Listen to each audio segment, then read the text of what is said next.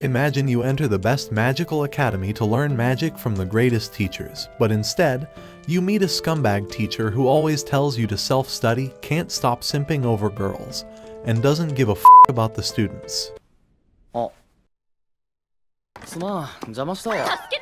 Late one night, a boy was deeply into reading a manga about a magician and a demon king. A blonde girl stood next to him, listening closely. When he finished, he admired the magician's bravery for standing up to the demon king.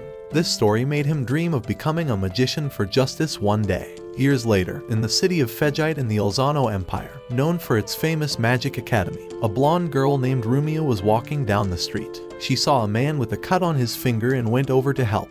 She used her magic to heal him, and he was amazed by her powers. Rumia asked him to keep it a secret because using magic outside the academy was against the rules. Just then, her friend Sistine joined her, and they walked to the academy together. Sistine wondered why their teacher, Mr. Huey, had suddenly quit before the new school year, and Rumia said a substitute teacher would be taking over. As they walked, a ugly, messy, disgusting-looking guy ran toward them. Shocked, Sistine used her wind magic to throw his ugly ass into the air and drop him into a fountain. When he got out, he had a satisfied grin and told them to avoid crowded places. Rumia asked Sistine to apologize for using her magic on him, and when they did, he arrogantly said to get on your knees. He then started measuring Rumia's size, which made Sistine angry. She used her magic again, throwing his ugly ass back into the fountain, and then they quickly left. At the academy, a four-eye teacher named Harry was angry in the principal's office because the substitute teacher was late on his first day. He was also upset that the academy hired someone of unknown background, and he had to work his ass off to become a teacher. What a worthless guy. Meanwhile, in the classroom, Sistine and Rumia were surprised that the new teacher was over half an hour late. When he finally arrived, they recognized him as the ugly man from outside. He introduced himself as Glenn Radars, their substitute teacher, and started talking about his hobbies. Sistine interrupted, asking him to start the lesson. The headmaster was looking over Glenn's file and explained to Four Eyes that Glenn had been recommended by senior professors. Despite having average magic skills and no teaching license, Four Eyes gets furious that the academy had hired a third-rate wizard and doubted Glenn's ability to teach the students. Glenn didn't seem to care. He wrote on the board that they would be self-studying and then sat at his desk and fell asleep. Sistine is pissed by his ugly ass and throw her book at him.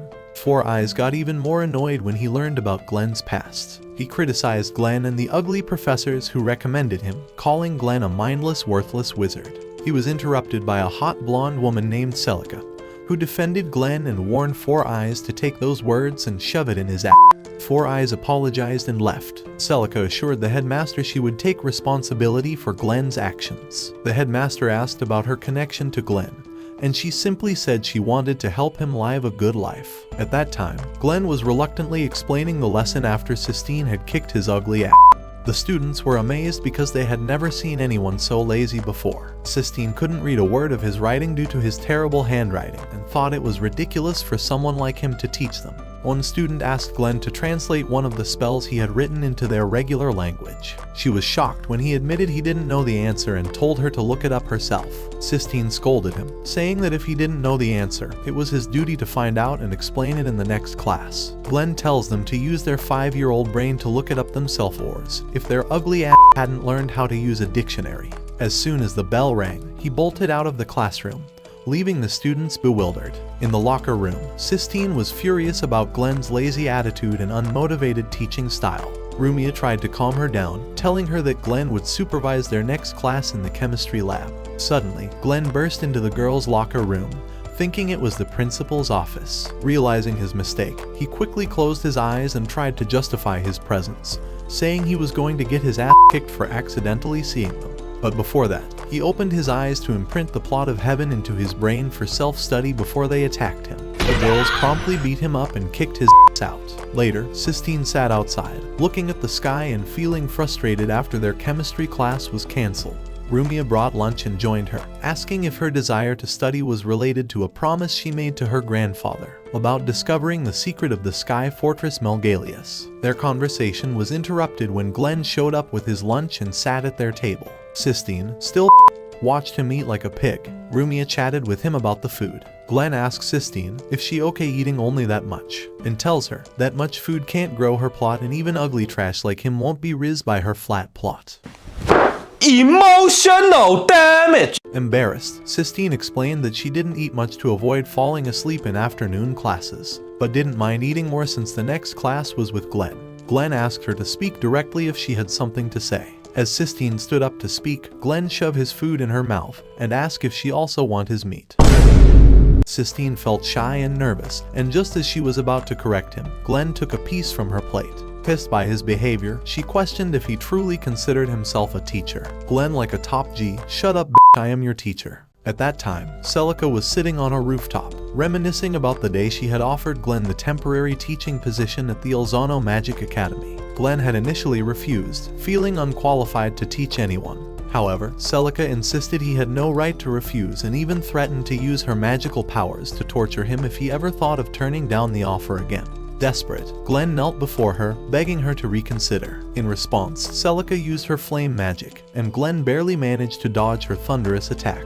Later, during Glenn's second period, he told the students to self-study once again and slept at his desk for the entire class. Sistine, fed up with his behavior, stood up and declared that she came from the noble magical family of Fibel. She threatened to get him fired by asking her father to do so. But much to her dismay, Glenn is looking for a way out of his teaching position and asks her to please get him fired. Stunned, Sistine took off her glove and threw it at him, challenging him to a magical duel. Rumia, shocked, asked her to apologize and retract the challenge, but the other students were excited. Glenn asked Sistine what she wanted, and she demanded he improve his behavior and take his responsibilities seriously. He agreed, but on the condition that if he won, she would fulfill any request he had. As Glenn looked at Sistine, he remembered a woman from his past with similar tsundere. Picking up the glove, he accepted her challenge. That evening, in the academy courtyard, Glenn stood in front of Sistine as the class watched. He explained the duel's rules. The only spell allowed was a shockwave. Sistine agreed, though the students thought Glenn was underestimating the situation. One nerd explained that the shockwave spell was universal, usable in any situation, and considered one of the basic spells magicians learned. The duel would be decided by who could reduce the spell's incantation to a single line and say it quickly. Sistine felt a bit nervous but resolved not to back down. She attacked Glenn with the shockwave, hitting him easily. Glenn didn't even try to dodge and was defeated in less than 5 seconds. Sistine wondered if she had misunderstood the rules, but Glenn got up, claiming he let her win the first round since it was a 3-round duel. When he tried to attack her, Sistine stunned him again before he could finish chanting the spell. Frustrated, Glenn then changed it to a 5-round duel, trying to buy time by distracting her, but Sistine managed to stun him again. She questioned why he couldn't recite the spell in one line, and Glenn insisted that reducing the incantation was heresy, denying it was because he couldn't do it. Despite Glenn's excuses, Sistine declared her victory, reminding him of their agreement. Glenn denied promising her anything, shocking both Sistine and Rumia. He then said he'd let her off this time, calling it a close win, but warned her she wouldn't defeat him next time. He left the arena, leaving everyone amazed and Sistine both frustrated and angry. A few days later, Sistine was still upset with Glenn for going back on their agreement to duel and continuing his lazy, unmotivated behavior. When a student named Lynn approached Glenn to ask about a spell translation, Sistine stepped in and told her not to ask him anything about magic, suggesting instead that she could help Lynn with her questions. Glenn, indifferent, asked if magic was really that valuable. Sistine replied sarcastically, explaining that magic is the study of the world's principles, revealing the origin, composition, and laws of the world, as well as answering why humans exist. Glenn questioned how studying the world's principles could be useful and what benefit magic brought to humanity compared to fields like medicine, engineering, and agriculture. Sistine, trying to control her anger, said that magic wasn't about immediate benefits but about searching for the truth behind the world and humanity. Glenn approached her and cynically stated that magic was most useful for harming people, and that nothing surpassed it in that regard. Furious, Sistine slapped him in front of the class and left the room in tears. Afterward, Glenn sat alone, pondering why magic was considered so great. He decided to quit his job and apologize to Celica, hoping to convince her to let him leave the academy. On his way, he saw Rumia in the lab, forming a magic circle. She explained she was reviewing how to create magic circles. Glenn told her she needed to use mercury, then poured the liquid around the circle and asked her to activate it without using shortcuts. Rumia successfully activated the circle, and Glenn, impressed by her skill, remarked that anyone could do it. He recalled his childhood fascination with magic. After leaving the lab, Rumia asked if Glenn enjoyed the experience. He admitted he hated magic, When she asked about his past before becoming a teacher, he described himself as a lonely loser, relying on Celica for the past year. He refused to share more about his past and changed the subject, asking why she took magic so seriously. Rumia explained that she wanted to make magic useful for humanity and repay her debt to the sorcerer of justice who saved her life 3 years ago when evil wizards nearly killed her. Inspired by the sorcerer, she dedicated herself to learning magic. Glenn almost asked her something but decided against it and continued on his way. Before they parted, Rumia asked him to apologize to Sistine for what he said, explaining that Sistine feels a connection to her late grandfather through magic. Meanwhile, at home, Sistine sat in her room, feeling sad and remembering her last moments with her grandfather before his death. He had wanted to enter the Sky Castle, and she vowed to become a witch capable of achieving what her grandfather could not. The next day, Glenn surprised all the students, including Sistine, by bowing before her to apologize for his harsh words about magic. He admitted that he had exaggerated even though he still hate magic. Before the class started, he addressed the students, calling them stupid for not knowing much about magic before joining the academy. One student mocked him, pointing out that he was a third-rate wizard who couldn't master a simple spell like Shockwave. In response, Glenn decided to shut his trash by showing his abilities. He recited the spell without using shorthand, wrote it on the board, and asked them what would happen if they recited it in 4 parts instead of 3. He then showed them that the spell would change direction to the right when recited in 4 parts, proving it with a practical demonstration. The students were astonished as Glenn continued to explain the spell, showing what happens when it's recited in different parts. He emphasized that mastering magic involves being able to use it in various forms. He told them that magic is essentially the investigation of the human mind and an advanced form of self-suggestion. Turning to Sistine, he said he fell in love with her at first sight, making her blush with embarrassment. He then explained to the class how words can influence the mind, further irritating Sistine, who hit him with her book in frustration. Glenn continued his lesson, demonstrating that he could activate the spell with minimal effort. He explained that magic reshapes their subconscious through phrases, and that reference books alone wouldn't teach them magic properly. He promised to teach them the basics to become true magicians. Meanwhile, in the headmaster's office, Celica was delighted to hear that Glenn had become a popular teacher, with students from other classes watching his explanations. Four Eyes, however, was irritated. Celica proudly mentioned that Glenn was her student, and she had taught him everything from scratch. At the end of the school day, Glenn stood looking up at the sky, contemplating his future as a teacher. His thoughts were interrupted by Celica, who expressed her happiness with his new role and asked him to give his class extra lessons to catch up. Rumia and Sistine then approached, wanting to ask Glenn about something in the curriculum. Glenn felt proud of his status as a teacher, but Sistine bluntly told him he was the last person she wanted to ask for help. Later, at home, Sistine admitted that Glenn's explanation was amazing, but she still found him annoying on a personal level. Rumia reminisced about their early days in the house when they couldn't get along but had since become best friends. She expressed confidence that Sistine and Glenn would eventually get along as well. Meanwhile, in an alleyway, 2 men were conspiring about a plan related to the academy, with one of them stating that their plan would succeed at the academy meeting the next day. The next day, Glenn was running as fast as he could to the academy because, as usual, he was late. But when he got there, he was shocked to find the entire place empty. No students, no teachers. Spotting someone in a nearby alley, Glenn called out to them. The person stepped forward, complimenting Glenn on being smart despite being a worthless third-rate magician. When Glenn asked who he was, the stranger said it didn't matter because he was going to kill him anyway and send him to the afterlife. With that, he attacked Glenn with magic. Meanwhile, the students were waiting for Glenn in the classroom. Sistine was thinking about how Glenn had recently become more popular at the academy. Suddenly, 2 mysterious men walked into the room, claiming they were there because Glenn was busy. Sistine immediately told them that strangers weren't allowed in the academy's classrooms. One of the men used a spell to shut her up without hurting her, and Sistine was shocked to see he was using military-level magic. They then announced they were there for Rumia. Scared, Rumia stayed quiet. The man wandered through the room, asking the students where Rumia was. Sistine bravely asked what they wanted with her, and the man mocked her before threatening to f*** her. Rumia finally revealed herself to protect her classmates. The men demanded that Rumia come with them. Sistine tried to stop her, but Rumia told her not to worry because she was sure Glenn would save them. The men smugly said they had already dealt with Glenn. They then called Rumia by her real name, Hermione, and said she shouldn't be alive. One of them grabbed Sistine and tied her up in a lab, clearly clearly planning to destroy her plot. Though Sistine tried to act tough, she started to beg him to stop as he began removing her clothes. Just then, Glenn walked in, acting clueless and apologizing for interrupting.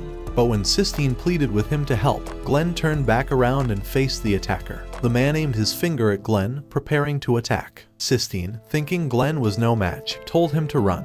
But the man said it was too late and cast an explosion spell. Surprisingly, Glenn wasn't hurt at all. The man tried again, but nothing worked. Glenn then pulled out a special card called the Fool Arcana, which blocked all magic in the area, though it also meant Glenn couldn't use magic either. The attacker laughed, thinking Glenn would be easy to beat without magic, but Glenn punched him hard, starting a brawl. Despite the attacker's best efforts, Glenn overpowered him, leaving Sistine in shock.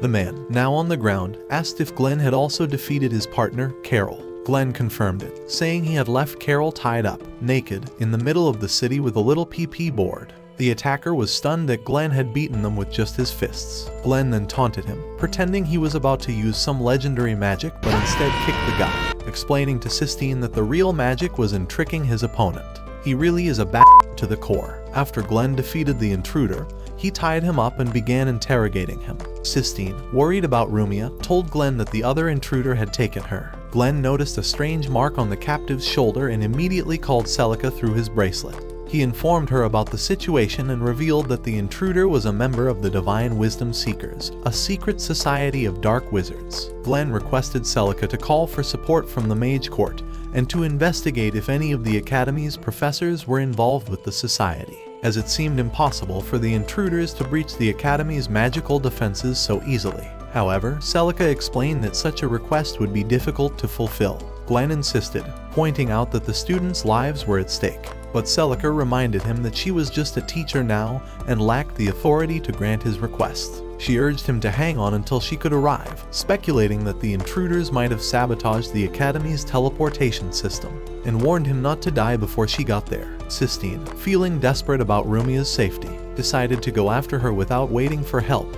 But Glenn stopped her, warning that it would be too dangerous. Frustrated, Sistine admitted that maybe Glenn was right about magic being useless, especially if it couldn't save Rumia. Glenn started giving some motivational speak, reminding Sistine that Rumia wanted to understand magic to make it helpful for others and promising that he wouldn't let her die or be taken by the kidnappers. Their conversation was abruptly interrupted by the intruder's hysterical laughter. The intruder mocked Glenn, calling him an evil soul snatcher like themselves, and then claimed that this was the summoning magic of their leader, Rick. Suddenly, skeletons began to appear, advancing toward them.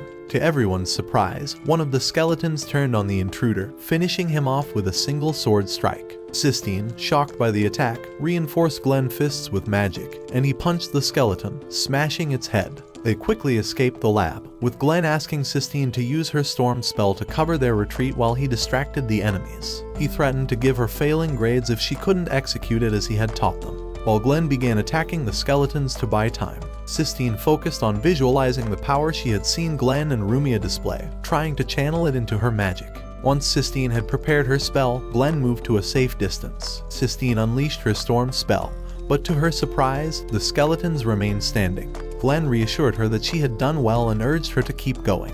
He then pulled out a red stone from his pocket and activated a powerful black magic spell, firing an extinction ray that obliterated the skeletons and part of the academy, leaving Sistine stunned. However, using the spell took a heavy toll on Glenn, causing him to collapse, pale and bleeding from his mouth. He explained that the spell had been too much for him to handle, but he managed to get back on his feet, urging Sistine that they needed to move to a safer place. Their conversation was suddenly interrupted by the leader of the intruders, who was impressed that a third-rate mage like Glenn could use such a powerful spell and defeat his followers. Glenn noticed the leader was surrounded by enchanted swords and asked Sistine if she had enough energy left to use a dispel spell. Sistine, exhausted, doubted she could do it since she had nearly depleted her magic. Realizing this, Glenn pushed her away, making her fall into the trees, before facing the leader alone. He was aware of the Trickster's World spell, which could undo magic but not reverse spells that had already been cast. The leader then attacked Glenn with his swords, severely wounding him in the chest. Glenn struggled to come up with a strategy to counter the magic swords, attempting to cast a spell only for the leader to cancel it before it could be activated.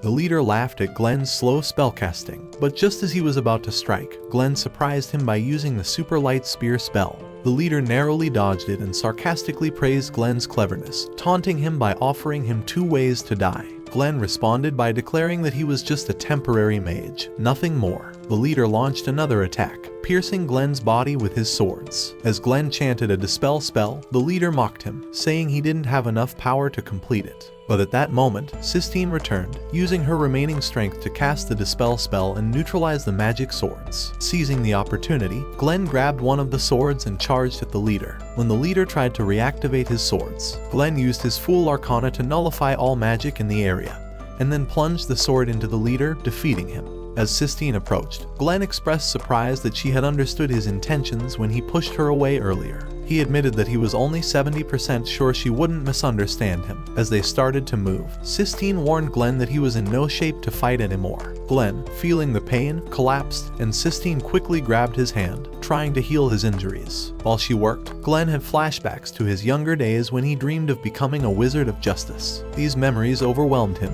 and he passed out. When Glenn woke up later, he found Sistine asleep beside him. Celica contacted him and informed him that the Academy's teleportation circuits had been tampered with, and the security barrier was now set to trap everyone inside. She asked about the intruders. Glenn, realizing the circuits weren't just shut down but were being rewritten to let the intruders escape, asked Celica where the nearest circuit was. She said it would take half a day to reach it, but Glenn knew they didn't have that kind of time. Looking over at Sistine, Glenn thanked her for staying with him and helping him recover. Meanwhile, in the Academy's tower, Rumia was being held captive. She was shocked when Glenn suddenly burst into the room where she was being held. He immediately confronted the mastermind behind everything, but the villain cut him off, proudly announcing that his plan was almost complete. In just 10 minutes, the teleportation circuit would be fully rewritten, sending Rumia to their organization.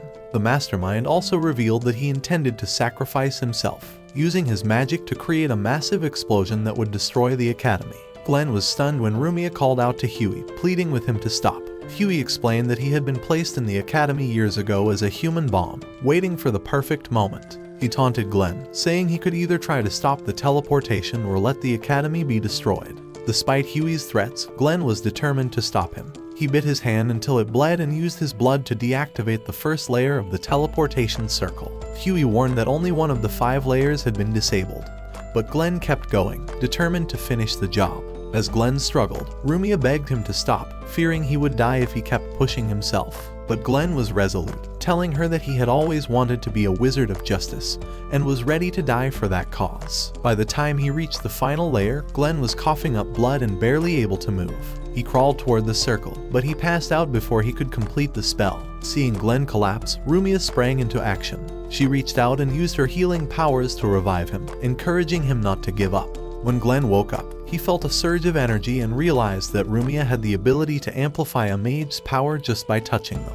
With her help, he managed to neutralize the teleportation circle, stopping both the explosion and Rumia's abduction. Huey, now defeated, admitted that he had lost and questioned whether he should follow his orders and die or defy them. Glenn approached him and told him he would pay for his actions. He then delivered a final punch, knocking Huey out. A short while later, Sistine arrived at the top of the tower, finding Huey unconscious and Glenn resting in Rumia's arms. Glenn gestured for Sistine to be quiet so he could rest. After the ordeal, Glenn sat quietly, thinking about how Rumia was actually Princess Hermione, the princess believed to have died from an illness 3 years ago. Celica confirmed that only she and the principal knew the truth. She then asked Glenn why he chose to stay on as a teacher after initially rejecting the job. Looking down at Rumia and Sistine waving at him from below, Glenn smiled and said he decided to stay to see what they would accomplish, and maybe to enjoy wasting a bit of time with them. A few days after the intruder incident, Commander Zelos, head of the Imperial Guard, visited Queen Alicia to discuss her upcoming visit to the Alzano Magic Academy. He assured her that he would be in charge of her security during the visit. When he started to bring up the fact that Princess Hermione was at the academy, the queen cut him off, saying she already knew. She reflected that, after 3 years, the princess might resent her, but she was glad Hermione was living a peaceful life. Meanwhile, Glenn was in the principal's office, begging for an advance on his salary because he was broke and starving. Celica, who was there too, pointed out that Glenn's money problems were the result of his own laziness and lack of effort at the start of the school year. Glenn tried to argue, but the principal interrupted and suggested that Glenn could earn some extra money by entering his class in the upcoming magic competition and winning. Glenn thought it was a good idea. At the same time, Sistine and Rumia were trying to get students to sign up for the magic competition, but no one seemed interested. They thought they had no chance of winning. Suddenly, Glenn burst into the classroom, full of energy, and announced that he would get everyone to participate. Sistine worried that Glenn might make things worse, but he confidently grabbed the sign-up sheet and promised the students that they would win. Glenn began assigning roles, placing Sistine and her classmates Jibble and Cash in the most challenging matches and assigning Rumia to the mental defense fights. One student, Wendy, complained about being given the task of deciphering symbols, but Glenn explained that even though she was sometimes clumsy and nervous, she was actually very good at spells and could help them earn a lot of points. Sistine realized that Glenn had been paying attention to everyone's strengths and weaknesses, and she started to see that he wasn't as careless as he seemed. Sistine then suggested that only the top students should compete in all the events, just like other departments do every year. Glenn felt a bit anxious about disagreeing with her, but he stuck to his plan of having everyone participate to help them grow stronger and gain experience. After leaving the classroom, Glenn started to worry that his plan might not work since other departments usually focus on their best students. As Glenn walked through the academy, he noticed some students arguing in the courtyard. He tried to calm things down, but Four Eyes showed up and confronted Glenn. Four Eyes confidently declared that his department would win the competition since he was leading them.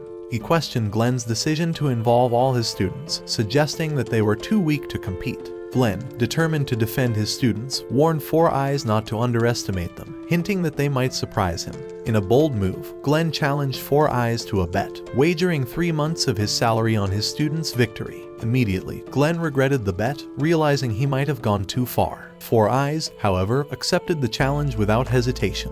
Glenn considered backing out of the bet, but before he could, Sistine stepped in and told Four Eyes he had no right to claim the training area for himself. She warned him that if he kept pushing, she would take the matter to the academy leaders. Frustrated, Four Eyes took his students and left, vowing that Glenn's class would regret challenging him. Encouraged by Sistine's determination, Glenn spent the next several days training his students hard. He taught them new skills and spells, did research, and made sure they were fully prepared for the upcoming competition. On the evening before the competition, Rumia sat in her room and took out a necklace from her pocket. As she touched it, memories from her past came rushing back. She remembered standing among lifeless bodies, and the Wizard of Justice comforting her, promising to protect her. Her thoughts were interrupted when Sistine entered the room, letting her know that dinner was ready. Sistine noticed Rumia hiding something behind her back and asked about it. But Rumia quickly changed the subject, mentioning that the competition was starting the next day, and they needed to do their best since the Queen would be watching.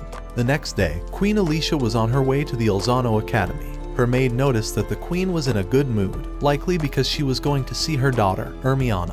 The maid gave the Queen a new necklace with blue jewels to wear. When the Queen arrived at the academy, she announced the start of the magic competition to the cheers of the crowd. Glenn, however, was more focused on the sound of his growling stomach. Rumia noticed that her mother wasn't wearing the necklace with their picture in it, which made her feel a little sad.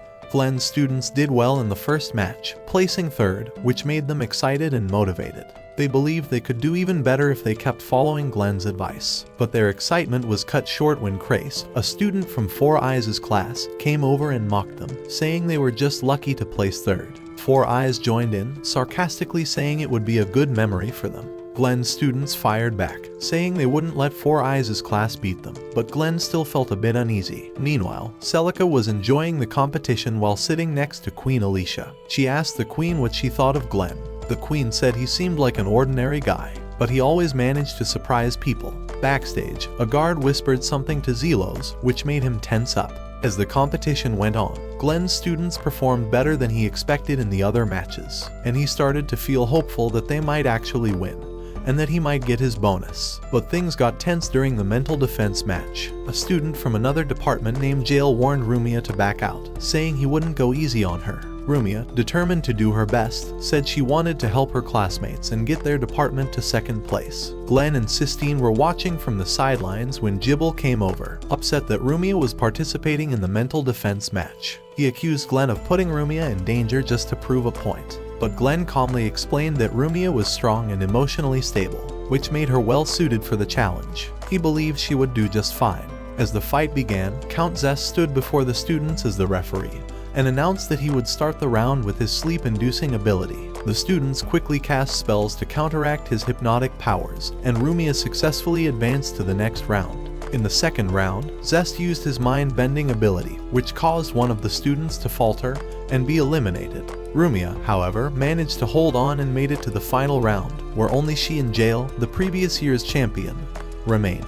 Count Zest then decided to use his most dangerous spell, the mind-breaking ability, which could cause unconsciousness. After casting the spell, he was surprised to see that both Rumia and Jael could withstand its effects. Impressed by Rumia's resilience, Jael asked why she refused to give up. Rumia explained that she couldn't afford to lose because Glenn had told her that they would all win together, fighting for the same goal.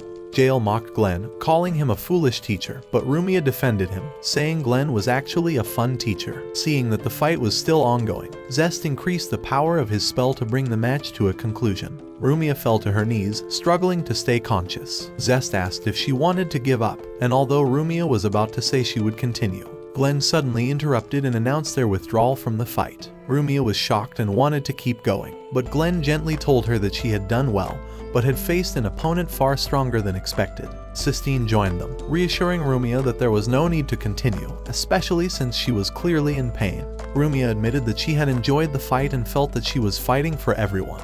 As the announcer approached Jael to interview him and celebrate his victory, everyone was stunned to see that he was standing unconscious, which meant that Rumia was the actual winner of the mental defense fight, even though she had withdrawn. When the announcer declared Rumia the winner, Sistine hugged her tightly, celebrating their unexpected victory. Meanwhile, Queen Alicia watched from a distance, happy to see Rumia smiling and surrounded by such good friends. Celica suggested that the queen meet Rumia, but Alicia declined, saying that abandoning her daughter was something that couldn't be undone. Glenn, standing among his students as they celebrated their victory, noticed a young man and a girl watching from afar with anticipation. After Glenn's class placed second overall, they continued to compete in more events, but Glenn was visibly exhausted. The young man, Albert, and the girl, Rel, recognized Glenn, and Rel wanted to go and meet him. However, Albert stopped her, reminding her that their mission was to monitor the Imperial Guard first, as they had received reports of suspicious activities within the Guard's ranks. Later, during the lunch break, Glenn was starving because of his lack of money, while his students enjoyed their meals. As he walked through the park, Lynn approached him, asking to switch fights with someone else. Glenn asked her which event she preferred, and Lynn said she liked transformation magic. Glenn reassured her that the competition was meant to be fun and that as long as everyone was enjoying themselves, it didn't matter who participated in which event. He then gave her a quick review of the self-delusion spell, explaining that she could transform into anything she wanted, but that if she was struggling, it was likely because she didn't have a clear image in her mind. When he asked what she wanted to transform into, Lynn replied that she wanted to become the Angel of Time, Laderica. Glenn encouraged her to give it her best shot, telling her that no one would blame her if she lost. After Lynn left, Sistine, thinking it was her friend Rumia, approached Glenn and asked if he wanted to have lunch with her. Glenn, eyeing the food, struggled to resist the temptation to trick her into letting him eat it. He took the food from Sistine, pretending there were two versions of himself. Sistine, using a spell, quickly undid the transformation and revealed that it was Glenn all along. Realizing what he was up to, Sistine angrily attacked him, sending him flying into the trees. Glenn eventually landed on a couch, thinking only about how hungry he was. Moments later, Rumia approached him with some food. As soon as Glenn saw it, his eyes lit up with happiness, and he devoured the sandwich greedily. When he asked if she had made it, Rumia admitted she wasn't a good cook but said she would keep the identity of the person who made it a secret. She explained that the food was meant for someone else, but after losing her chance to give it to them, she didn't want it to go to waste. Glenn, feeling a bit like a garbage disposal, still enjoyed the meal and thanked Rumia for sharing it with him. Their conversation was interrupted by Queen Alicia, who wanted to speak to Glenn privately. Not realizing who she was, Glenn casually replied that he would be busy after finishing his lunch. Both he and Rumia were stunned when they looked up and saw the queen standing right in front of them. Meanwhile, Zelos realized Queen Alicia was missing and quickly ordered a guard to find her. Celica, who had used her magic to hide the queen, couldn't help but tease about how panicked the Imperial guards were. Just then, Alina, the queen's maid, approached Celica, asking to discuss some things while Alicia was away. She leaned in and whispered that she had placed a cursed necklace on the queen, designed to sacrifice her life for the goals of the Divine Wisdom Seekers. Celica was shocked to learn that Alina was part of the organization. At the same time, Glenn was kneeling before Queen Alicia. She asked him to stand up, wanting to apologize for the way he was dismissed from the Mage Corps, despite all he had done for the Empire. Glenn, feeling awkward, insisted that he left on his own because he hated the job and saw himself as a failure. He told her there was no need for her to lower herself like that, and then asked why she had come without any of her usual guards or servants. Alicia turned to Rumia and called her by her real name, Hermione. She asked how life with the Tingel family was going, but Rumia pretended not to know what she was talking about, insisting her name was Rumia Tingel, and that Hermione was long gone. Alicia, hurt by Rumia's response, apologized for making things uncomfortable and quickly left, realizing that Hermione wasn't ready to accept her. Before leaving, she asked Glenn to take good care of Rumia. As Alicia walked back, she ran into Zelos but was startled when the guards suddenly surrounded her with their swords drawn. Zelos told her that he would be personally guarding her for a while. Meanwhile, Albert, using his special ability, saw the guards taking the queen away, and Rel suggested they move in to rescue her directly. Back at the academy, the students were doing well in the magic competition, but Glenn was lost in thought about Hermione's past. Sistine broke his concentration by asking where Rumia was since she hadn't returned yet. Glenn explained what had happened and mentioned that Rumia might just need some time to herself. He decided to go look for her and asked Sistine to keep an eye on the students while he was gone. Rumia was sitting alone, holding a necklace that used to remind her of her mother. Glenn found her and noticed that the medallion was empty. He gently told her that he knew the truth about her connection to Alicia. Rumia confessed that she understood why her mother had abandoned her, believing she was cursed and a danger to the royal family. Even though she knew this, she was still angry and couldn't forgive Alicia for leaving her, and she feared she might betray the Tingel family, who had taken her in. Glenn shared his own thoughts, telling Rumia that people often make decisions they regret and get hurt in the process. He encouraged her to follow what she truly felt in her heart. When he asked her what she really wanted, Rumia admitted she wasn't sure. Glenn then shared a bit about his past, explaining that he used to be a magician in the Imperial Army and often saw the Queen. He noticed that Alicia always wore a necklace similar to Rumia's. Rumia then asked if Glenn would go with her to see the Queen, and he agreed, understanding that this was a difficult choice for her. Their conversation was suddenly cut short when the Imperial Guard showed up, surrounding Rumia with their swords drawn. They accused her of plotting to kill Queen Alicia and declared that she was sentenced to death for betraying the royal family. Glenn quickly stepped in front of Rumia, demanding proof and insisting that she couldn't be executed without a fair trial. One of the guards replied that the order came directly from the Queen and warned Glenn that if he didn't hand over Rumia, he would be charged with treason and executed as well. Rumia, to Glenn's surprise, told the guards she would go with them, saying she needed to pay for what she believed was her betrayal of the Queen. She asked the guards to leave Glenn out of it. Glenn tried to argue, but one of the guards struck him with the hilt of his sword, knocking him out. The guards then took Rumia behind a tree, telling her to close her eyes so they could kill her quickly. As she closed her eyes, Rumia thought that she had always feared this day would come, that the Queen had only come to see her one last time before ordering her death. But when she opened her eyes, Glenn was there, having saved her. Confused and upset, Rumia asked why he had rescued her. Glenn told her that leaving her behind wasn't an option and that the Queen wouldn't have ordered her execution without a proper trial. He then picked her up and used his magic to leap onto a rooftop, escaping from the guards. Realizing they needed answers, Glenn thought about sneaking into the palace to confront the Queen but decided against it. Instead, he led Rumia to a nearby alley and called Celica for help.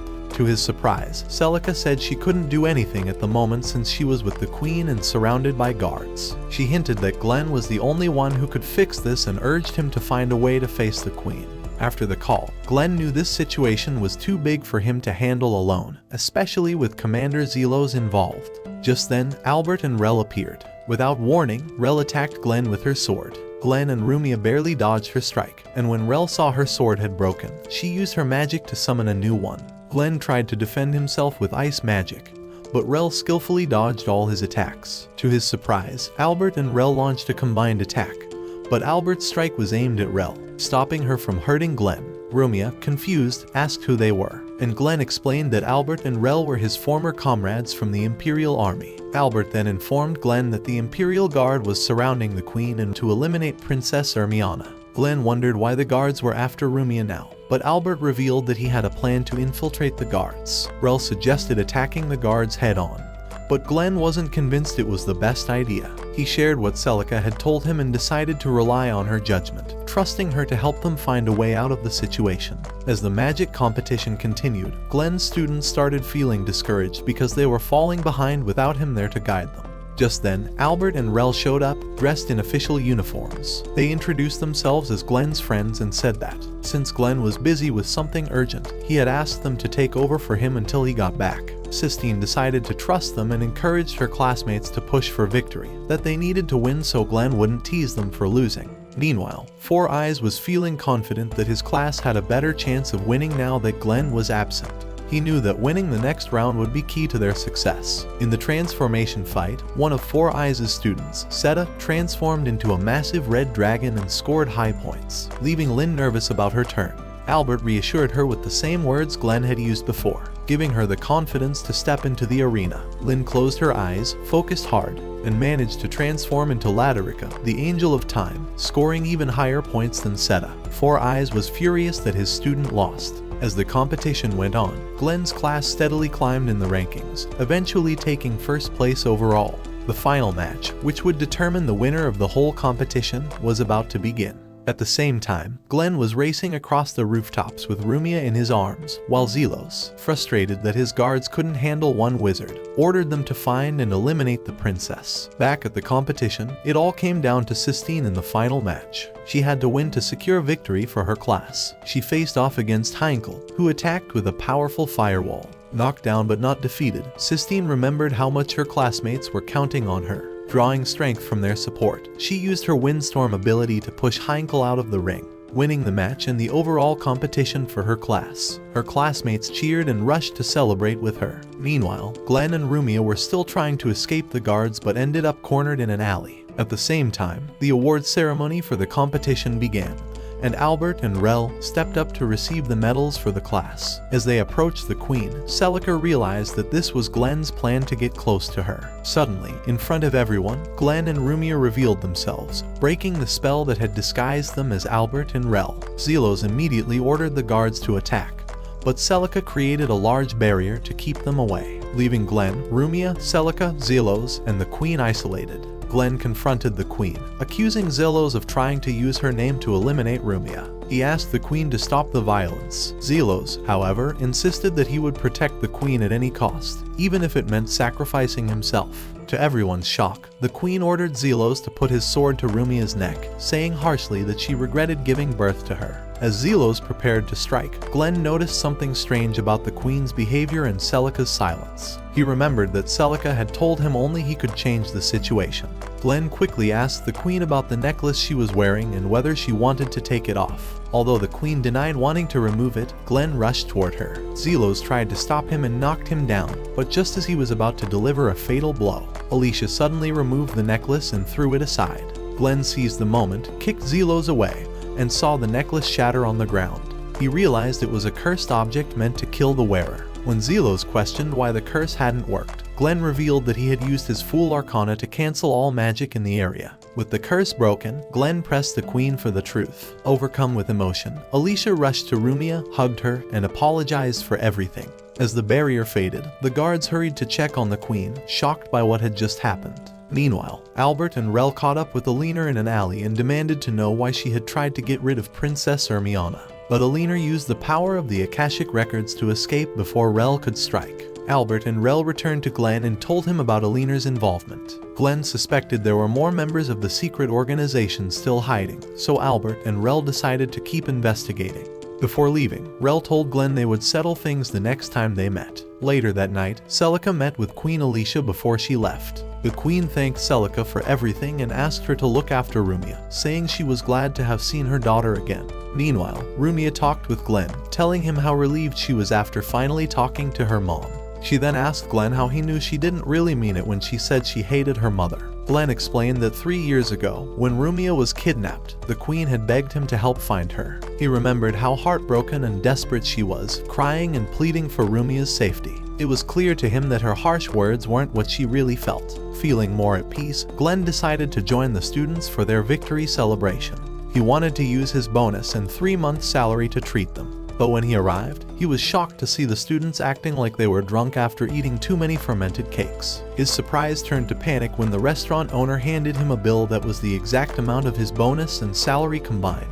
A few days later, Glenn took Sistine to a forest at night for some hardcore workout. Sistine tells him she can't take it anymore, and Glenn explained that the training would help her sharpen her senses for both attacking and defending in magical battles. It's turned out they are training close combat. He told her that once she got good at close combat, he'd start teaching her military magic. Seeing that she was nervous about learning martial arts, Glenn reassured her, telling her that this training would give her the strength to protect Rumia if needed and help her resist the dark side of magic. Sistine felt motivated and asked Glenn to keep supporting her as she continued to train. The next day, on their way to the academy, Sistine and Rumia spotted Glenn sitting by the fountain, looking really tired. They thought he had stayed up all night worrying about Rumia, but Glenn quickly denied it. Suddenly, Rel appeared out of nowhere and attacked Glenn with her sword. Glenn barely managed to stop the blade in time and asked if she was trying to kill him. Rel casually replied that this was her way of saying hello, explaining that Albert had told her to greet her comrades like that. Sistine remembered Rel from the magic competition,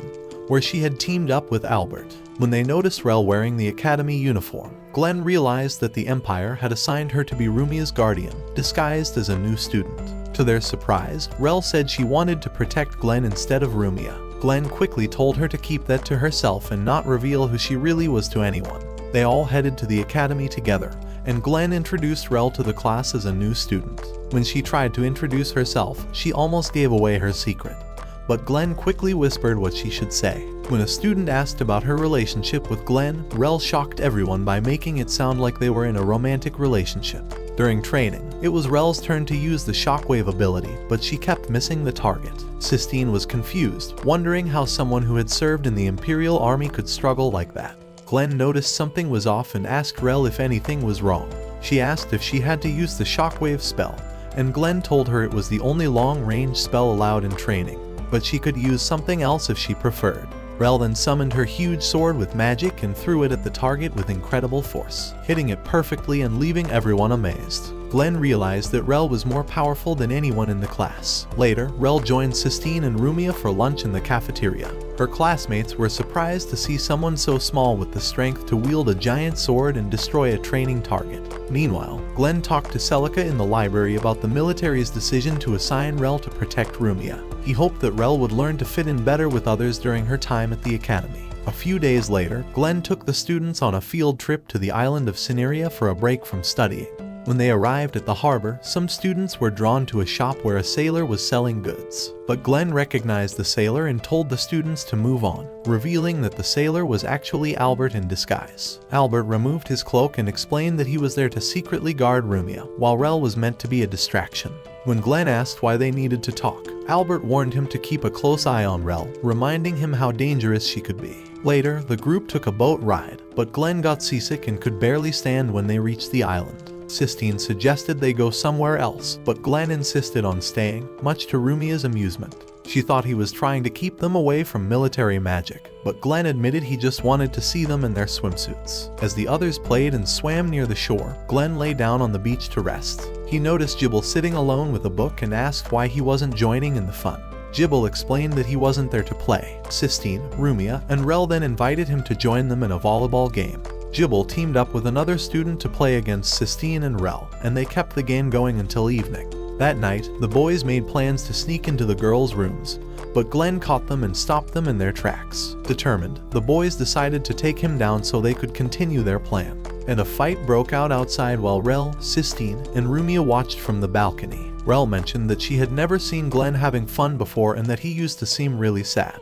That's why she decided to stick by his side and protect him. The other girls then invited them inside to play games, and Rumia and Sistine were happy to see Rel starting to fit in with everyone else. Later that night, Glenn sat by himself on the beach, lost in thought. After some time, he noticed Rel, Rumia, and Sistine sitting nearby, watching the stars and shooting meteors. Rel seemed to be experiencing friendship for the first time as they laughed and played in the water. Glenn stayed back, leaning against a tree, quietly watching them. When everyone else had gone to sleep, Glenn was surprised to see Rel still awake. She came over to him and asked why he had left her before. Glenn admitted that leaving was a mistake. Rel then confessed that she didn't know what her purpose in life was without him around. Glenn tried to comfort her, pointing out how much fun she had earlier with Sistine and Rumia, suggesting she could become a regular student at the academy and live a normal life. But Rel insisted that her only reason for living was to protect him. Glenn told her that her brother would have wanted her to find her own happiness. Feeling hurt, Rel ran off, saying she hated Sistine and Rumia because they had taken Glenn away from her. Glenn sighed, realizing that things were more complicated than he'd hoped. The next day, as the students headed to the research lab, Rel was distant and distracted. She tripped, and when Sistine and Rumia tried to help her, she snapped, saying she hated them and didn't want their help. Rumia was confused, wondering why Rel disliked being around them. Glenn explained that Rel was upset because of something he said the night before and assured them it wasn't their fault. At the research lab, the director, Berks Blomon, welcomed them and showed them around. The lab focused on blending chemistry with white magic, and the students were amazed by the different experiments, including ones that involved creating hybrid animals. Rumia questioned if it was right to alter the lives of other creatures, and Sistine agreed, saying that going too far could lead someone to become an evil magician. Their conversation was interrupted by Principal Berks, who complimented Sistine on her knowledge. Glenn then brought up the lab's resurrection project, which involved creating a clone using a person's DNA, astral code,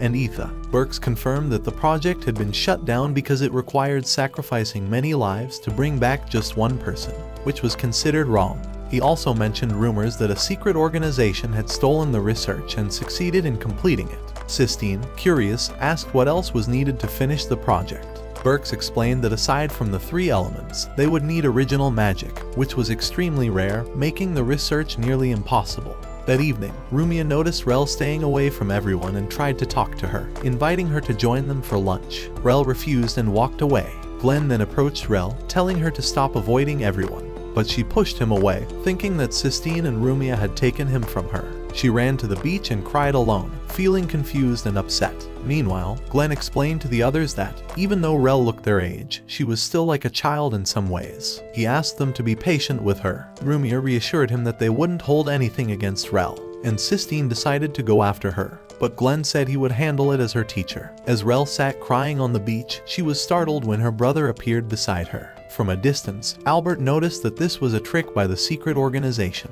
As he turned to leave, he realized someone was following him. Alina stepped out from behind the trees, and Albert immediately attacked, but she dodged and took a position on a branch. Albert accused her of plotting against Rumia and swore to take down the entire organization. The two then began a fierce battle, using their powers to burn much of the forest around them. Alina summoned evil zombie spirits to attack Albert, but he countered with lightning, stunning the spirits. Impressed by his strength, Alina used a special ability to heal her injuries and regenerate. Albert quickly realized that she was far more powerful than the dark mages he had faced before and knew that capturing her could give the Empire a crucial advantage. Meanwhile, Sistine and Rumia were in their room, thinking about Rel. Sistine remembered how much fun they had at the beach and realized that Rel truly wanted to be their friend. Wanting to lift Rel's spirits, Sistine suggested they go shopping before Glenn and Rel returned. At the same time, Rel was shocked to see her brother, whom she thought had died at the hands of the secret organization. He explained that he had survived and now needed her help to break free from the organization. He asked her to help him capture Rumia and get past Glenn, who was protecting her. Rel was confused and torn, not sure if she could betray Glenn, Sistine, and Rumia. As her brother tried to convince her, Glenn suddenly appeared and told her to stay away from him. Glenn pulled out the Fool's Arcana and asked Rel to help him stop her brother, but to his shock, Rel stabbed him in the back with her sword. As Glenn turned around, Rel coldly said goodbye, pulling the sword out and leaving him bleeding, saying that she would now live for her brother. Meanwhile, Albert and Alina continued their battle in the forest. Through his magic eye, Albert saw Glenn bleeding heavily in front of Rel and her brother. Alina used her magic to escape, so Albert returned his focus to the situation. He saw Rel picking up her sword and heading quickly toward the island. At that moment, Sistine returned to the room with food she had bought for Glenn. She was horrified to find Rumia lying in a pool of blood on the floor, with Rel standing over her clothes stained with blood. Rel coldly told Sistine that Rumia was still alive, but when Sistine asked about Glenn, Rel revealed that she had killed him. Rel then announced that she was now working with the secret organization and planned to take Rumia to them. Sistine, filled with anger, warned Rel not to take another step, threatening to attack her. Rel challenged her, daring Sistine to try and stop her, but Sistine hesitated, imagining what could happen if she failed, losing both Rumia and Glenn. Seeing Sistine's hesitation, Rel picked up Rumia and left the room.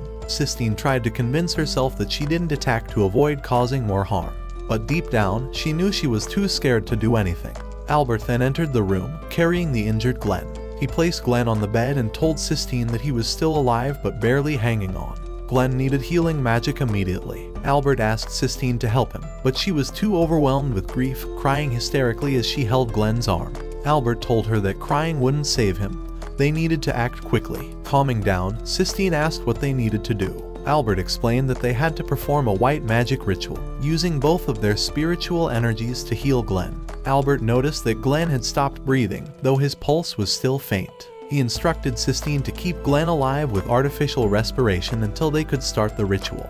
Albert then cut his finger and began writing spells on the floor. Sistine leaned over Glenn, giving him oxygen through her mouth. Meanwhile, Rumia woke up in an unfamiliar place, her hands tied. Rel and her brother appeared, telling her they needed her to fulfill the organization's plans. When Rumia asked about Glenn, Rel coldly stated that she had killed him. Shocked and heartbroken, Rumia asked why. Rel explained that she wouldn't have understood her purpose in life without making that choice. She then recalled the first time she met Glenn, during a snowstorm when she felt completely lost and helpless. Back in the room, Glenn woke up to find Albert sitting beside him, with Sistine asleep at the edge of the bed. Albert told Glenn that he should thank Sistine, as her spiritual energy was what had allowed the resuscitation magic to work and save his life. Albert explained the situation, making Glenn furious about Rel's betrayal. Albert reminded him that he had warned him about Rel and mentioned that there were suspicious connections between the secret organization and the director of the research lab, Berks Blomon. Glenn questioned why Albert hadn't told him this when they first met at the island's harbor and accused him of using Rumia as bait. Albert admitted he regretted following his superior's orders and promised that if Rel got in their way again, he would take care of her. Glenn, however, suggested they try to bring Rel back to their side. Albert doubted it would work, especially with her brother involved. But Glenn was determined to try, even if it meant using force. Albert, feeling guilty, admitted that Glenn's past actions might have contributed to Rel's betrayal. He punched Glenn in frustration but then handed him a gun, telling him that their top priority was saving Rumia, and that if necessary, he would eliminate Rel himself. Meanwhile, Rumia was stuck in the organization's underground bunker, feeling scared and powerless. Berks, the mastermind behind the project, stood nearby, enjoying how close he was to finishing his work. He told Rumia that being part of his experiment was an honor, and sneered that if she thought the members of the Divine Wisdom Seekers were evil, the royal family was even worse, full of corruption and greed. At the same time, Albert and Glenn were getting closer to finding Rumia, thanks to a special spell Albert had cast on her earlier that let him track her no matter where she was. He had also cast a tracking spell on Alina during their fight, which led them straight to the headquarters. Alina soon realized what was happening and spotted Glenn and Albert sneaking into the base. In response, Berks decided to welcome them by sending out one of his monstrous creations, a massive, four-eyed lion. But Albert quickly handled it, using his fire magic to burn the creature to ashes. Berks was furious when he saw how easily his monster had been defeated. Meanwhile, Sistine was in her room, getting ready to join Glenn and Albert. But before she could leave, Lynn and her roommate walked in, looking worried and asking about Rumia. Sistine tried to keep calm but couldn't tell them much, knowing that more trouble might be on the way. As Glenn and Albert moved deeper into the bunker, another huge monster appeared, ready to attack. They backed up a bit, with Albert casting a protective shield around them while Glenn used a powerful spell to destroy the monster in one hit. Berks was shocked by their strength and began to wonder who Glenn really was, surprised that a simple magic teacher could be so strong. Alina, sensing the situation was getting out of control, turned to Rel and her brother and told them it was time for Rel to step up and take action. Back at the inn, Sistine met with her classmates and explained what was happening. She tried to reassure them that Glenn could handle things, but the group was split. Some wanted to rush to help, feeling they couldn't just sit around, while others thought it was best to trust Glenn and let him do his job. Sistine argued that they would only get in Glenn's way if they tried to help and wouldn't be much use in a fight. She asked them to trust her and let Glenn take care of it. After some discussion, her classmates finally agreed to stay back and let Glenn handle the situation. As Glenn and Albert pushed forward, they could tell they were getting close to Rumia. They eventually found Berks standing in a hallway, waiting for them. He released another monster to stop them, but Albert told Glenn to go ahead while he stayed behind to deal with it. Glenn agreed and rushed on, leaving Albert to fight the creature alone. Rel and her brother stood in front of the nearly finished ice project, and her brother asked if she could defeat Glenn and Albert for him. Rel confidently said that was her purpose in life. He then questioned her about putting Rumia in danger, but she, feeling torn, asked him not to come any closer. Her brother insisted she get rid of Glenn again, so Rel summoned her sword. Glenn, seeing this, asked if she really wanted to fight him and warned her that the organization was lying to her. Her brother had been dead for 2 years, and the dead couldn't come back.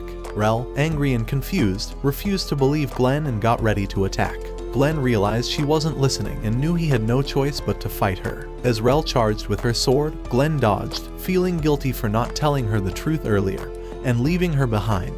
He tried to talk to her, but Rel kept swinging at him. Rumia, watching in fear, begged Rel to stop, reminding her of the good times they had at the beach and that she still considered Rel and Sistine her friends. Rel hesitated, remembering those moments, but her brother stepped in, asking if she really loved him. Rel, torn between loyalty to her brother and her new friendships, admitted that her brother was everything to her, and that she chose to live for him. Just as she was about to strike Glenn again, he quickly pulled out his gun and fired a shot near her. He then challenged her, asking what her brother's name was, suggesting he'd back off if she could tell him. Rel tried to say her brother's name but couldn't remember it. The more she tried, the more it hurt, leaving her worried and confused. Her brother brushed it off, saying the name didn't matter and that it didn't change who he was. Glenn took advantage of her hesitation, throwing his gun at her, causing her to drop her sword. He rushed at her, using a gravity spell to pin her down. Her brother, furious, yelled at Glenn to back off, but instead, Glenn shot at the device controlling the project, freeing Rumia from its effect. Glenn then turned and punched her brother, accusing him of being a fake. At that moment, memories started coming back to Rel. She suddenly remembered her brother's name, Sion, and the truth about their past. She realized she was created in a reanimation project, where Sion, along with Rainer and Alessia, had made her as a clone. Sion had wanted to stop the project and leave the organization, but Rainer betrayed him, stabbing Sion and killing Alessia when she tried to escape.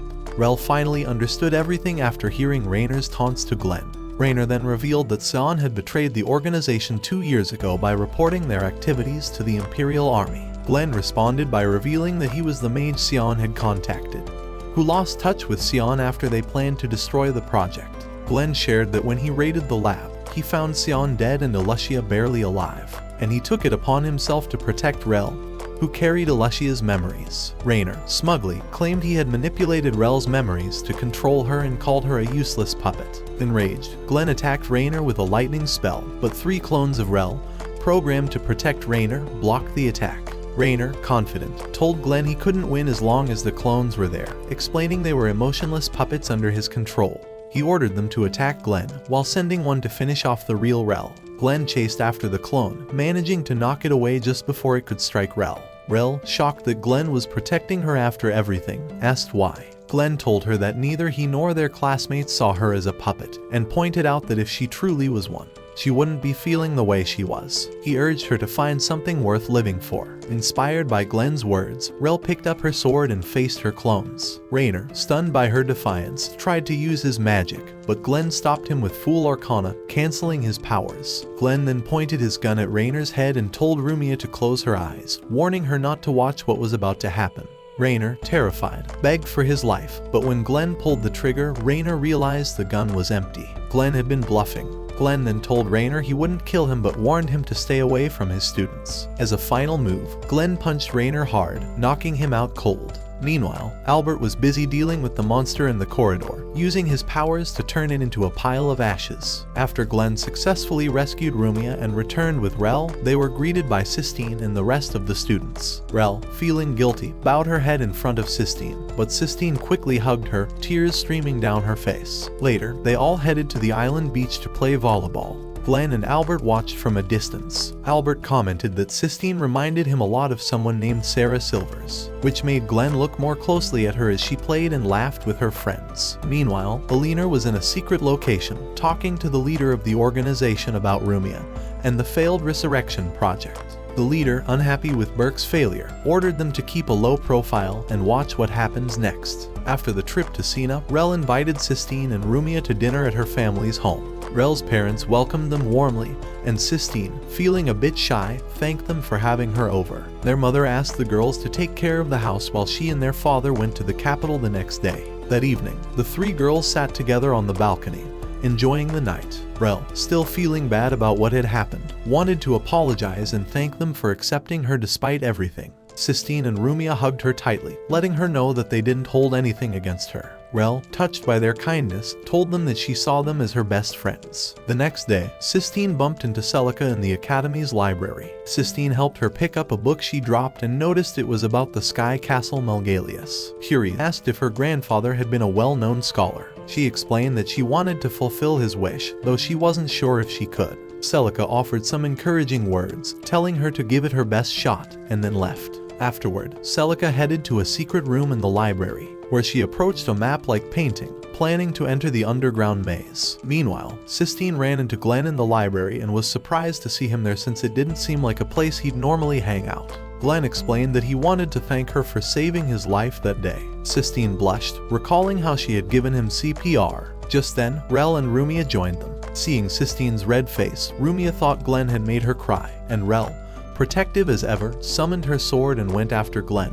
Glenn tried to explain, but Rel chased him around, swinging her sword, until she finally kicked him out of the library. As Glenn stumbled outside, he almost got run over by a carriage. The driver, however, used wind magic to lift him out of harm's way. The person stepped out of the carriage, and to Sistine's surprise, it was Leos Klados, a guest teacher invited to the academy. Glenn asked who he was, and Leos introduced himself as Sistine's fiancé. Shocking everyone, Sistine immediately questioned Leos about their supposed engagement, and he reminded her of a promise they made as kids. Glenn, feeling protective, warned Leos that chasing after Sistine was like asking for trouble. Leos responded by asking Glenn not to insult his future wife. Sistine quickly assured Leos that Glenn was just joking, but Leos recognized Glenn's name and mentioned that he had heard about him at the Klados Academy, where he teaches, and was curious about his unusual teaching style. Meanwhile, in the principal's office, Mr. Four Eyes was thrilled that a prestigious teacher like Leos had arrived to temporarily replace the head teacher,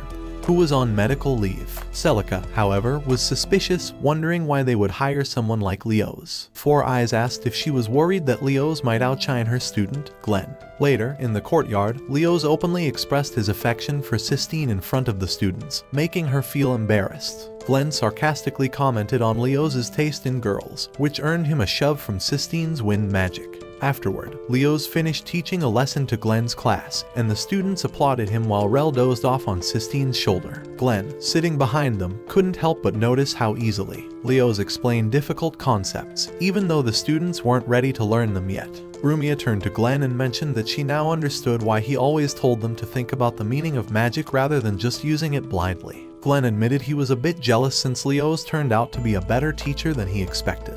After the lesson, Leos approached Sistine, asking for her honest opinion since she was known for being tough on new teachers. When she told him the lesson was great, he felt he had passed the first test in proving himself as a worthy husband.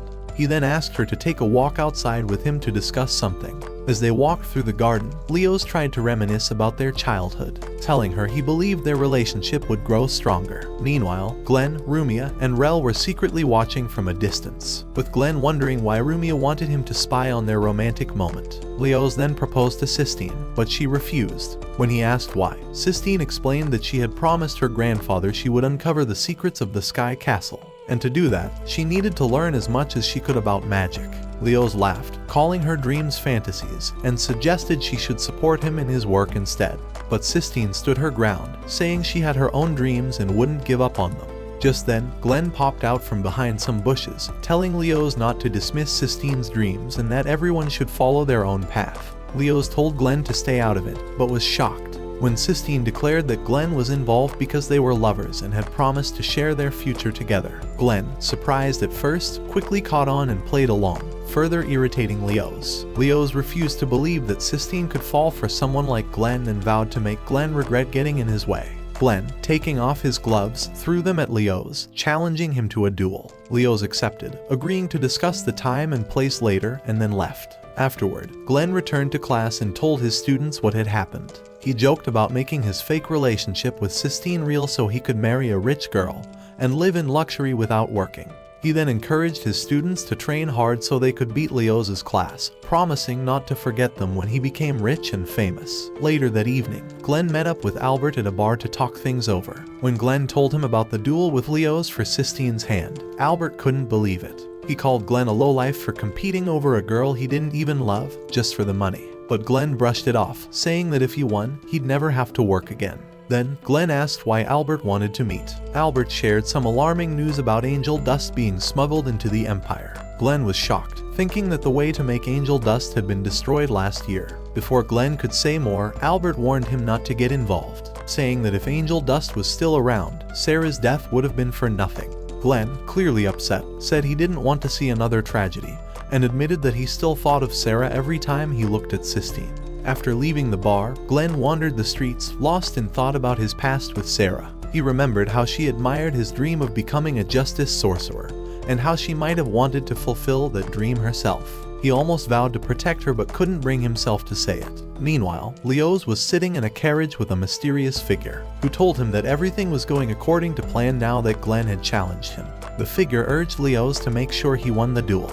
On the day of the big duel between Glenn and Leoz, Four Eyes was overseeing the event. He told the students to listen to their teachers and announced that the duel would last 3 hours, with the winner being the team that took over the other's side. Four Eyes was annoyed that Glenn had dragged his class into a fight over a girl, and urged Leoz to teach Glenn a lesson. As the duel kicked off, Leoz immediately attacked Glenn's team, taking out 2 students right away. Leoz's team used a strategy of splitting into groups of 3, spreading out to control the battlefield. The teachers watching thought Leoz had the upper hand, but as the battle went on, Glenn's team started gaining the advantage in close combat, surprising everyone. Glenn's team used pairs of 2, a strategy the teachers found odd and even disrespectful to the Academy's traditions. Four Eyes, however, pointed out that Glenn was the type to do whatever it took to win. Leoz then told his team to spread out and switch to long-range attacks, but some of his students ended up facing Rel by herself.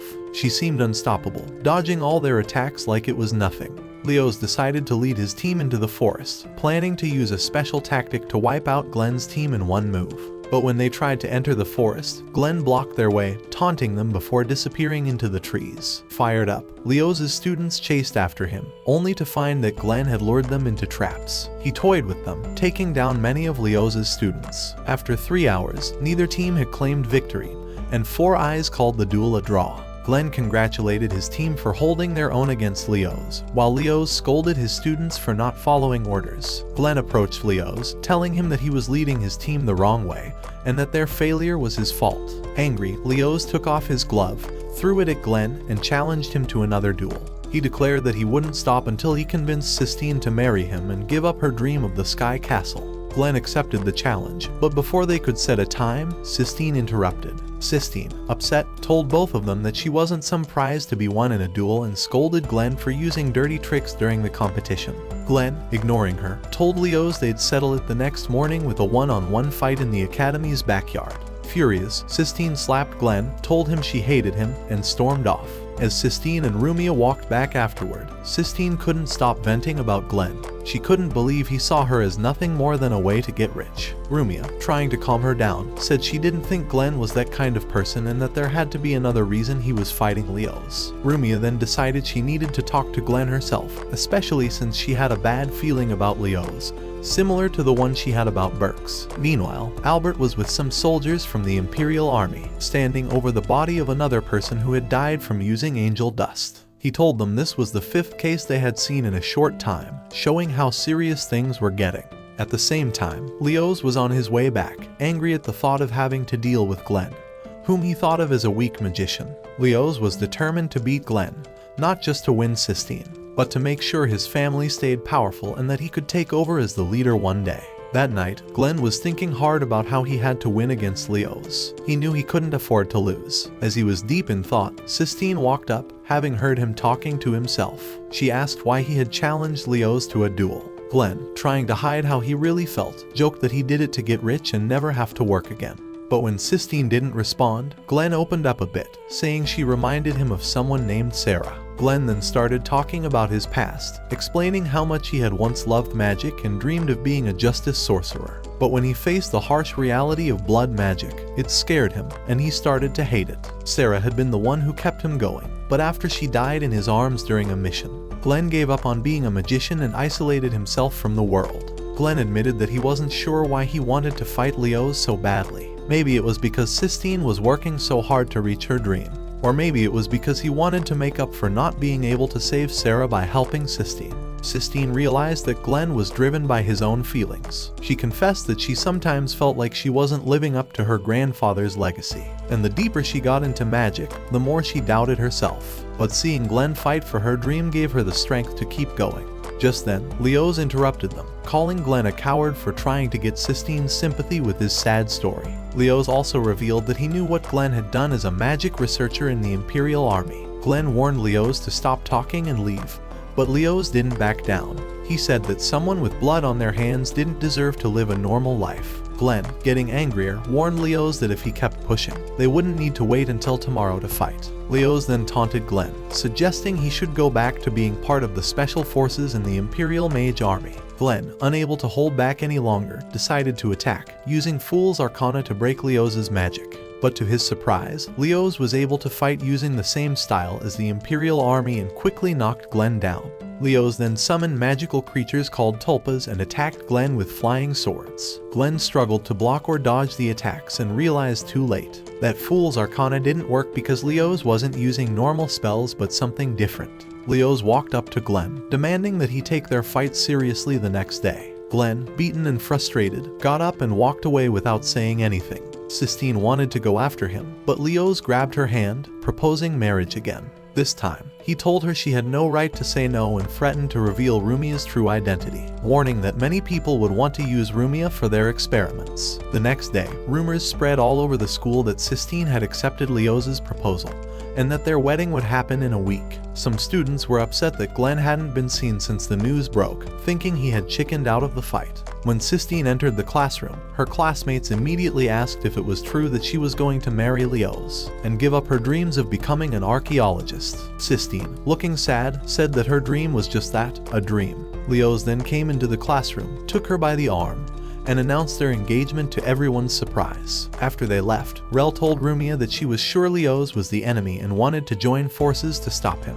But Rumia stopped her, saying she had already told Glenn everything that had happened. Glenn had promised to take care of it before disappearing. A week later, Rumia and Rel were sitting outside a room, waiting for Sistine. They couldn't help but be amazed at how pretty she looked in her wedding dress. Rumia wanted to ask her something, but Sistine kindly told them to go to the ballroom ahead of her. After they left, Sistine sat alone and started crying. The wedding ceremony began, and with a heavy heart, Sistine said yes to marrying Leo's in front of everyone. Just as Leo's was about to kiss her, the doors to the hall flew open, and Glenn rushed in, shouting that he objected to the marriage. He threw tear gas into the room, grabbed Sistine, and ran out with her. When they were far enough away, Sistine told Glenn that she had to marry Leo's, but Glenn revealed that he knew Leo's had threatened to expose Rumia's secret. Sistine asked where Glenn had been, and he explained that he was trying to figure out how to stop the wedding and beat Leo's. Glenn thought Leo's cared about her so much that he'd do anything to win, but Sistine realized Leo's didn't love her at all. He was just using her. Their conversation was cut short when a group of people, clearly affected by the dangerous angel dust drug, appeared with weapons. Meanwhile, back at the wedding, some of these addicts had stormed into the ceremony hall, where Rel was ready to fight. But before she could act, Albert and other soldiers arrived, telling Rel to help the students escape while they handled the attackers. In the alley, Glenn pulled out his gun and told Sistine to run, but she refused to leave him. Together, they fought off the attackers. Sistine was shocked by how strong and fast the attackers were, but Glenn protected her, determined not to let anything happen to her. He was reminded of a tragic event from his past and was determined not to let history repeat itself. After they fought off the attackers, Glenn tried to check on Sistine, but she pushed him away, scared by everything that had happened. Glenn asked if she was afraid of him, but before she could answer, they heard someone clapping. It was Leo's, or at least that's who they thought it was. The man revealed that he wasn't Leo's at all. He was Jadis Loffen, a former executioner for the Imperial Wizarding Army. Sistine was shocked and asked what happened to the real Leo's. Jadis coldly explained that he had given Leo's some drugs to control him, but Leo's couldn't handle it and died.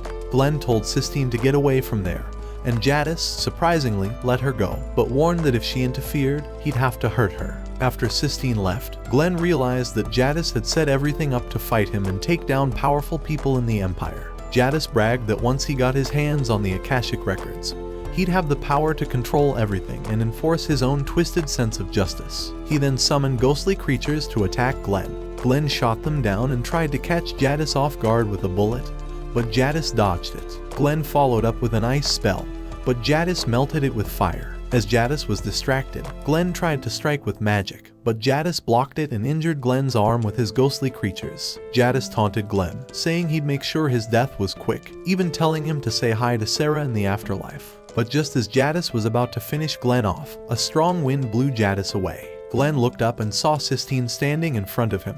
He told her she didn't belong in this dangerous situation and should have stayed away. But Sistine, determined, told Glenn that she came back to save him because she couldn't stand the thought of losing him. Jadis crawled out from the pile of rubble, still angry and determined. Glenn, who had just managed to stand up, took off his robe and turned to Sistine. He told her they needed to work together if they were going to win and promised that he'd do whatever it took to get her back to safety. Sistine, feeling strong despite everything, made Glenn promise that they would both make it back together. They both then faced Jadis, who was furious and summoned a bunch of magical creatures called tulpas to fight them. But Glenn and Sistine, working as a team, used their powers to defeat the tulpas quickly. As they got closer to Jadis, Sistine used her wind magic to give Glenn a powerful boost, sending him flying forward. Glenn used that momentum to punch Jadis hard in the face, smashing him into a wall. Jadis, now realizing how strong they were when they worked together, decided to summon a super powerful being called Lady Justice, Justja, hoping it would take them down in one hit. But to his surprise, Sistine's magic was able to break through Justja's defenses. Glenn saw his chance, rushed forward, and delivered a powerful punch that knocked Jadis back, pinning him against the wall. Even as he was pinned, Jadis smirked and told Glenn not to get too confident, saying he only won because of Sistine's help. When Glenn looked back at Sistine, he saw that she was exhausted and out of energy. But before Glenn could do anything, Jadis, still trying to fight back, managed to control Justja one last time. Jadis, bitter and defeated, said that the Empire was evil and needed to be destroyed. He warned Glenn that this wasn't over and promised that he'd win next time. Then, Jadis disappeared, leaving Glenn to check on Sistine. Once he was sure Jadis was really gone, Glenn gently picked up Sistine, carrying her on his back as they started their journey back to their friends. And that's where this video ends. Watch the next one and take care.